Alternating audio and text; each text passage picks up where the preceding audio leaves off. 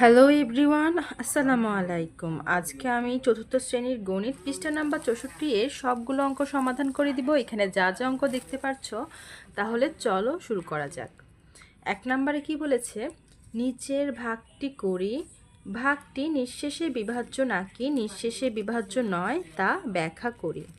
তো প্রথমে আমাদেরকে ভাগটা করতে হবে। ভাগটা করে যদি আমরা দেখি যে আমাদের ভাগশেষ রয়েছে, তাহলে আমরা কি বলবো, এটা নিঃশেষে বিভাজ্য নয় হবে। আর যদি আমরা ভাগটা করে দেখি যে আমাদের ভাগশেষ শূন্য হয়েছে, তাহলে আমাদের সেটা নিঃশেষে বিভাজ্য হবে।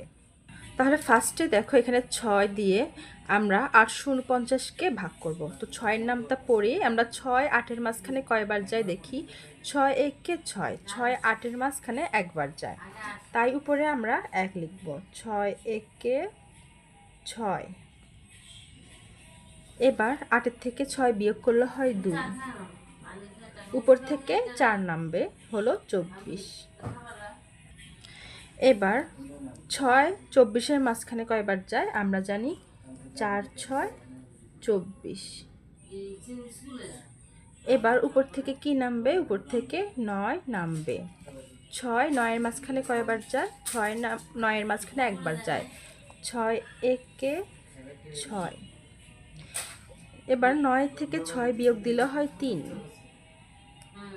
আমাদের এখানে ভাগশেষ আমরা 3 পেলাম। এখন আমরা ভাগটা করে যে ভাগশেষ পেলাম, ভাগশেষ যদি থাকে, সেটা থাকলে আমরা এটাকে বলবো যে নিঃশেষে বিভাজ্য নয়। আর যদি ভাগশেষ না থাকতো, এখানে যদি শূন্য হতো, তাহলে আমরা বলতে পারতাম এটা নিঃশেষে বিভাজ্য। এখন বলো তো, এটা নিঃশেষে বিভাজ্য নয় নাকি নিঃশেষে বিভাজ্য, কোনটা হবে? এখানে ভাগশেষ পেয়েছি, ভাগশেষ যখন থাকবে সেটাকে আমরা বলবো নিঃশেষে বিভাজ্য নয়। এবার আমাদেরকে এখানে একটা বক্স দিছে, এই বক্সটাতে আমরা কি লিখব? আমরা এই বক্সটাতে লিখতে পারি যে লিখব ভাগটি নিঃশেষে বিভাজ্য নয়, এটা লিখব। আমি কি লিখছি তোমরা একটু খেয়াল করিও, ভাগটি নিঃশেষে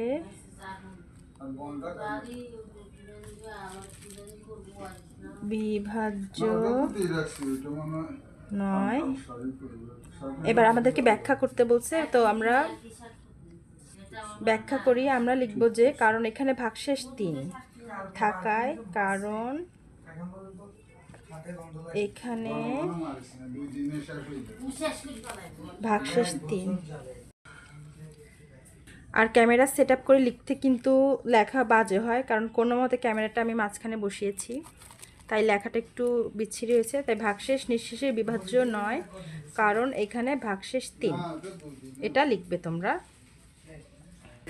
তারপরে আসি 2 নাম্বার। তোমার কাছে কিছু রঙিন কাগজ আছে, তুমি তোমার 20 জন বন্ধুকে কাগজগুলো সমানভাবে ভাগ করে দিলে প্রত্যেকে 4টি করে কাগজ পেল এবং 10টি কাগজ অবশিষ্ট রইল।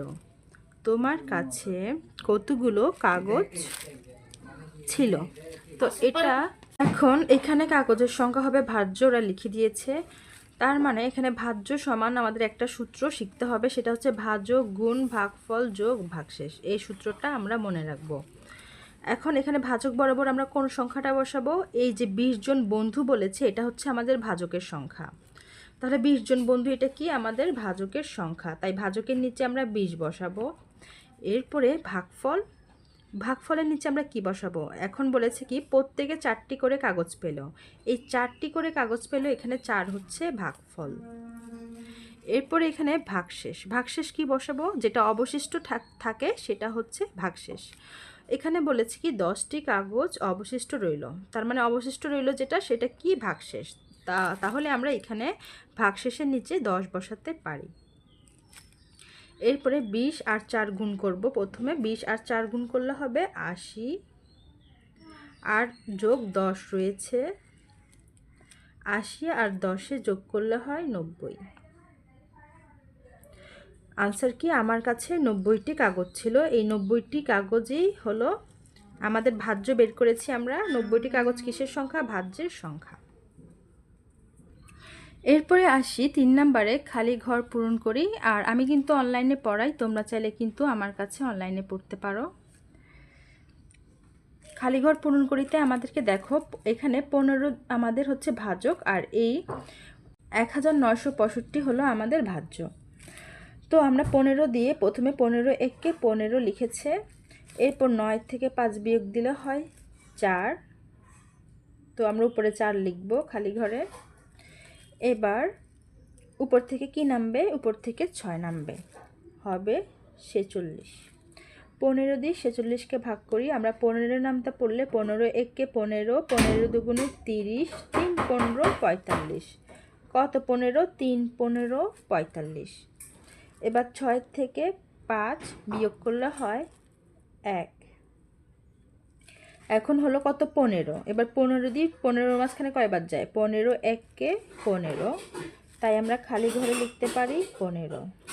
15 15 বিয়োগ করলে হয় 0, ভাগশেষ 0।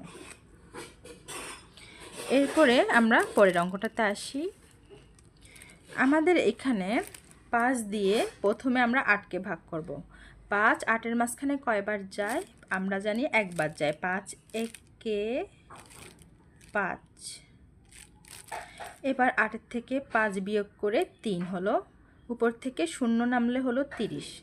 5 30-এর মাঝখানে কয়বার যায়? আমরা জানি 5 6 30, তাই খালি ঘরে কতবার বসবে? 30 বসবে। তারপর উপর থেকে আমাদের 1 আছে, 1 নামলো। এবার 5 1-এর মাঝখানে কয়বার যায়? 5 1-এর মাঝখানে 0 বার যায়। 5-এর 0 0।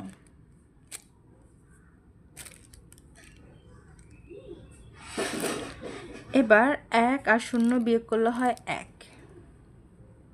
তোমাদেরকে একটা রিকোয়েস্ট করি, আমার অঙ্ক যদি ভালো লাগে তোমরা একটা লাইক দিবে। লাইক দিলে বুঝবো যে তোমরা আসলেই আমার অঙ্ক অনেক পছন্দ করো, আর লাইক না দিলে বুঝবো যে তোমরা কেউ পছন্দ করো না আমার ভিডিও, তখন আর ভিডিও বানাবো না। তাই কি করতে হবে? বেশি বেশি লাইক কমেন্ট সাবস্ক্রাইব করতে হবে। আজকের মতো এখানে শেষ করছি। পরবর্তীতে কি ভিডিও লাগবে সেটা তোমরা কমেন্ট করে জানাবে। সবাইকে আল্লাহ হাফেজ।